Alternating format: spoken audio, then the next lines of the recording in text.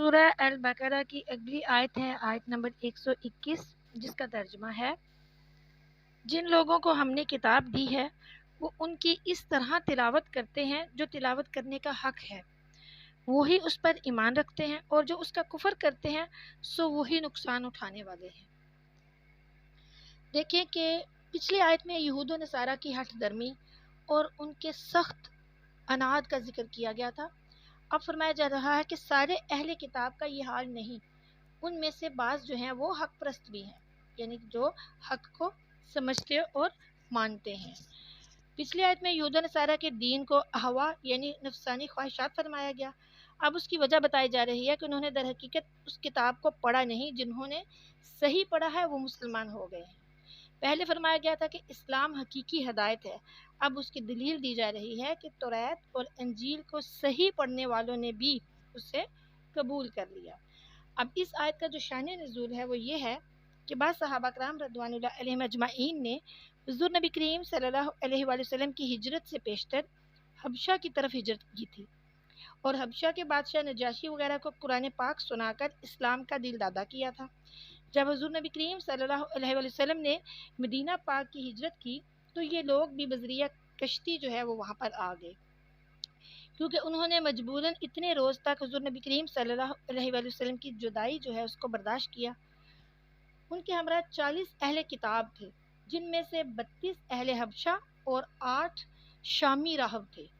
انہی میں بحیرہ راہب یعنی کہ مشہور جو ایک راہب ہے جس کا نام بحیرہ تھا وہ بھی شامل تھے۔ ان سب کے سردار حضرت جعفر بن ابی طالب تھے۔ یہاں پر خیال رکھیے کہ 40 تو حبشہ اور شام کے عیسائیوں اور یہودیوں کی تعداد تھی، مکہ کے مہاجرین کی تعداد ان کے علاوہ ہے۔ ان حبشی اور شامی اہل کتاب کے بارے میں یہ آیت کریمہ جو ہے وہ نازل کی گئی کہ جو قرآن پاک سن کر اور اپنی کتابوں میں نبی کریم صلی اللہ علیہ وآلہ وسلم کی نعت و صفات دیکھ کر ایمان لا کر پیارے آقا کریم صلی اللہ علیہ وآلہ وسلم کی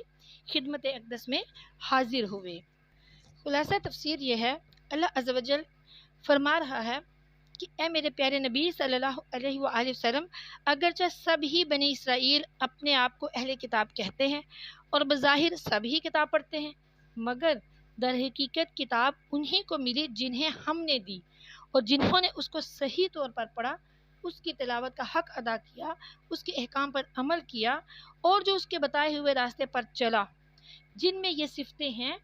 وہی لوگ جو ہیں وہ اس کے سچے ماننے والے ہیں، اور انہی کا اس پر صحیح ایمان ہے۔ اور جو کہ زبان سے تو کتاب پڑھتا رہا اور عملاً جو ہے وہ اس کا منکر رہا تو وہ خسارے والا ہے۔ اور اس آیت کی دوسری تفسیر یہ ہے کہ فرمایا جا رہا ہے کہ جنہیں ہم نے قرآن کریم عطا فرمایا وہ اس کی ایسی تلاوت کرتے ہیں جیسا کہ اس کی تلاوت کرنے کا حق ہے، اور یہی حق کے تلاوت ادا کرنے والے ہیں، صحیح معنی میں اسی کو ماننے والے ہیں، یعنی کہ تلاوت کا حق ادا کرنے والے جو ہیں صحیح معنی میں وہی اس کو ماننے والے ہیں۔ اور جو قرآن کریم کے ماننے کا دعویٰ کرے اور اپنے کو قرآنی یا اہل قرآن کہتا رہے اور در پردہ قرآن پاک کے جو احکام ہیں ان کا وہ منکر ہو تو پھر وہ سخت نقصان میں ہے۔ اب یہاں پر قرآن پاک کی تلاوت کرنے اور اس کو ماننے کے معنی یہی ہے کہ جو باتیں قرآن پاک میں جو تعلیمات بیان کی گئی ہیں ان کو مانا جائے، اور اسی نے اس کا حق ادا کیا جس نے کہ قرآن پاک میں جو تعلیمات بیان کی گئی ان پر عمل کیا، تو وہی جو ہیں فائدے میں ہے، اور جنہوں نے اس کے احکامات کو نہیں مانا، پس پشت ڈال دیا، پڑھتے ہیں لیکن احکامات نہیں مانتے، تو پھر وہی سخت نقصان میں ہے۔ اب دیکھیں کہ اس آیت سے ہمیں چند فائدے حاصل ہوتے ہیں۔ پہلا فائدہ تو یہ کہ قرآن کریم کا صحیح پڑھنا بھی باعث ثواب ہے۔ جو لوگ کہتے ہیں کہ اس کے پڑھنے کی کیا ضرورت ہے، عمل کرنا چاہیے، تو وہ بھی غلطی پر ہے۔ اگر قرآن پاک صرف عمل کے لیے ہوتا تو اس کا دوسرا فائدہ نہ ہوتا، تو اس میں منسوخ اور متشابہ آیات جو ہیں وہ متشابہ جو آیات ہم پیچھے پڑھ چکے اس بارے میں وہ نہ ہوتی جن پر عمل نہیں ہو سکتا۔ قرآن کریم کی محکم آیات عمل کے لیے ہیں، اور سارا قرآن کریم تلاوت اور شفاء تازگی ایمان کے لیے ہے۔ بعض لوگ کہتے ہیں کہ بغیر ترجمے کہ قرآن پاک کو نہیں پڑھنا چاہیے، بلکہ نماز کو بھی نہیں پڑھنا چاہیے، کیونکہ تلاوت اور نماز بارگاہ خداوندی میں درخواست ہے، اور جب درخواست دینے والے کو یہ خبر ہی نہیں کہ میں درخواست میں کیا کہہ رہا ہوں، کیا لکھا گیا ہے، تو درخواست بیکار ہے۔ لیکن یہ خیال جو ہے وہ غلط ہے کہ اگر قرآن مجید محض درخواست ہوتا تو اردو زبان میں بھی تلاوت کر لیا جاتا، صرف عربی کی قید نہ ہوتی۔ اس کی تلاوت کا مقصد یہ ہے کہ جو الفاظ حضرت جبریل علیہ السلام حضور نبی کریم صلی اللہ علیہ وآلہ وسلم اور صحابہ کرام نے اپنے منہ سے پڑھے وہ ہماری زبانوں پر بھی جاری ہو جائیں، جن سے باطنی طہارت نصیب ہو، برکت حاصل ہو۔ تو یہ قرآن پاک اللہ عز و جل کا کلام ہے۔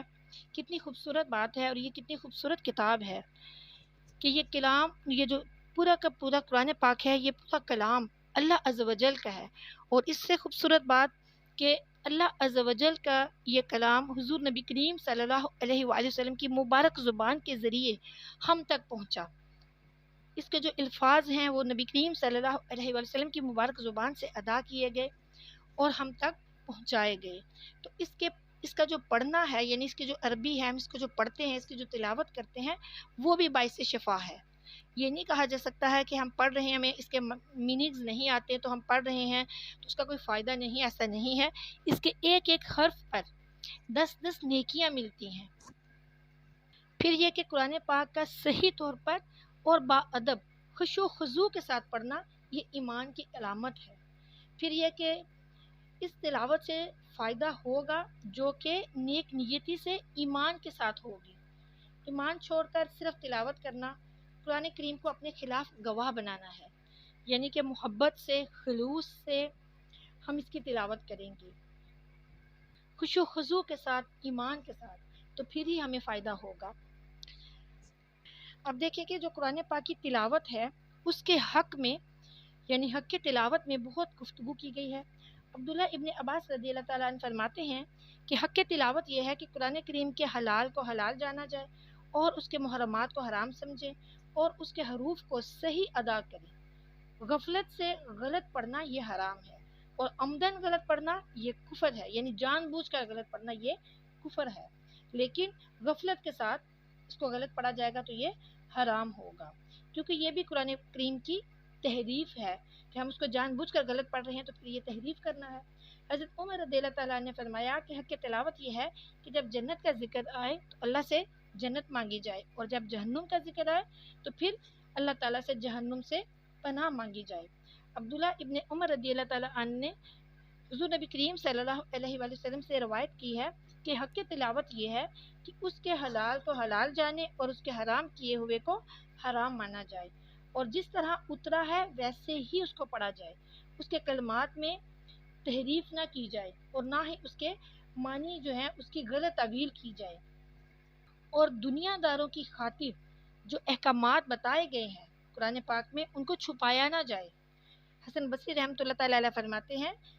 حق تلاوت کے بارے میں کہ حق تلاوت یہ ہے کہ قرآن پاک کی ظاہر آیتوں پر عمل کرے، متشابہات پر ایمان لائے، اور جو آیت سمجھ میں نہ آئے وہ علماء سے پوچھ لے، اپنی عقل کو اس میں دخل نہ دے۔ یعنی یہاں یہ بات سمجھ لیجئے کہ اپنی عقل سے قرآن پاک کا ترجمہ، تفسیر وغیرہ کرنا یہ غلط ہے۔ پھر قرآن پاک کو پڑھنے کے کچھ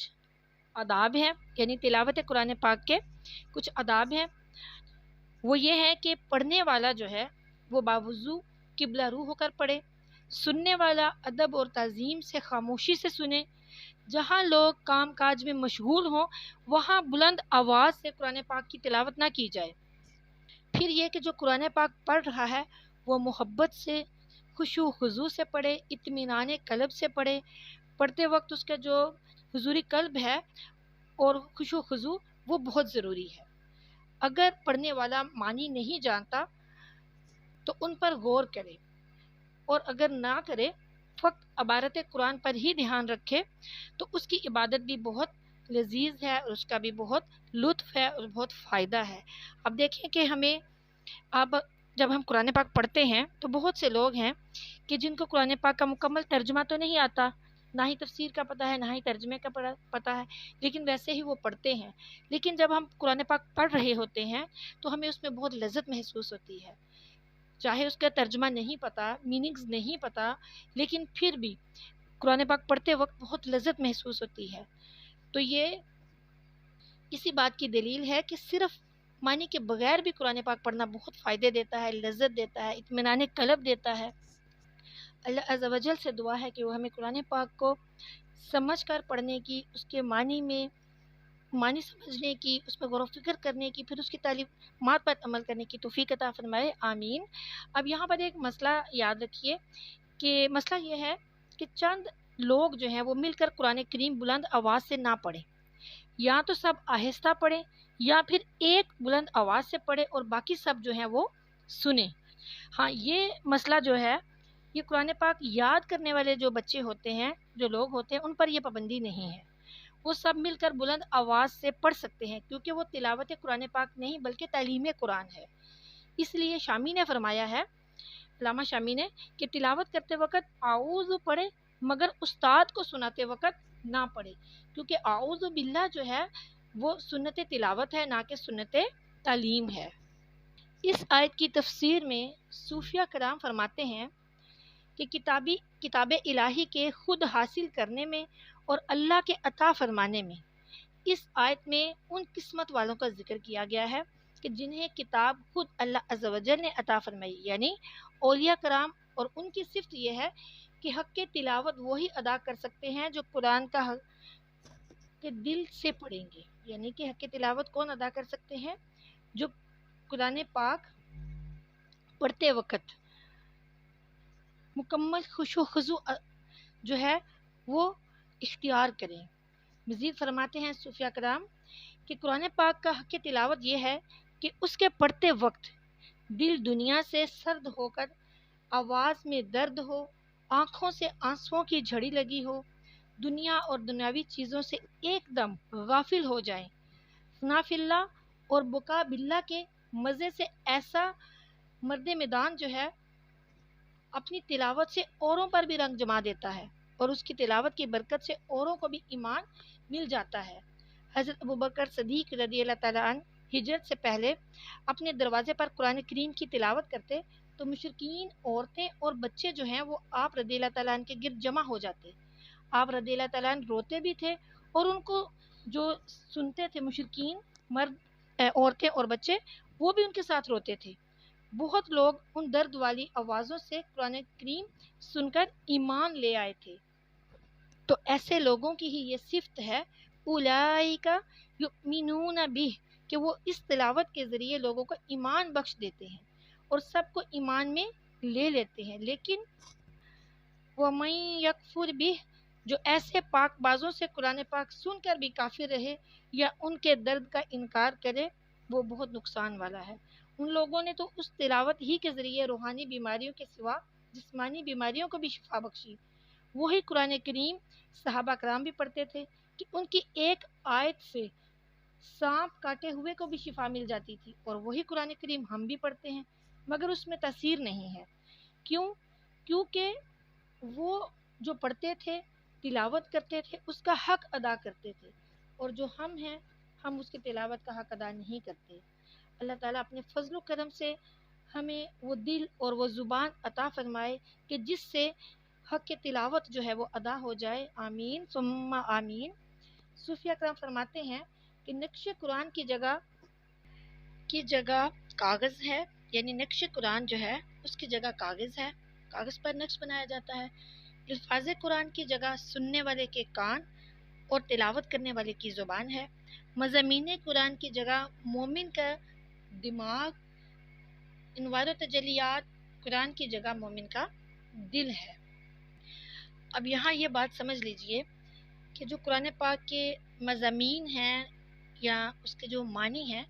وہ تو استادوں کے ذریعے مل جاتے ہیں، مگر قرآن پاک کا جو نور ہے وہ صرف اللہ کے فضل سے ملتا ہے، وہ عطیہ ربانی ہے۔ جیسے کہ فرمایا گیا آتیناہم الکتاب، جو کسی کو بلا واسطہ اور کسی کو کسی صاحب نظر کی نظر عنایت سے نصیب ہوتا ہے۔ اسی طرح حضور نبی کریم صلی اللہ علیہ وآلہ وسلم کے جسم کا مقام اور ہے اور دل کا مقام اور ہے، روح کا مقام اور ہے، اور حضور نبی کریم صلی اللہ علیہ وآلہ وسلم کی نورانی تجلیات کی جگہ جو ہے وہ اور ہے کہ حضور نبی کریم صلی اللہ علیہ وآلہ وسلم کہ جسم پاک عرب میں رہا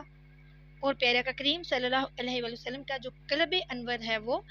رب کی قرب خاص میں رہا، اور پیارے آقا کریم صلی اللہ علیہ وآلہ وسلم کی روح پاک کا مقام وہاں ہے جہاں فرشتوں کا بھی گمان نہیں پہنچتا، اور حضور نبی کریم صلی اللہ علیہ وآلہ وسلم کی تجلیات کا جو مقام ہے وہ ہر مومن کا دل ہے، ہر مومن کا دل حضور نبی کریم صلی اللہ علیہ وآلہ وسلم کی تجلیات کا مقام ہے۔ سبحان اللہ سبحان اللہ، اللہ عز و جل سے دعا ہے کہ وہ ہمیں پیارے آقا کریم صلی اللہ علیہ وآلہ وسلم کا قرب عطا فرمائے اور ہمیں قرآن پاک کا نور عطا فرمائے، آمین ثم آمین۔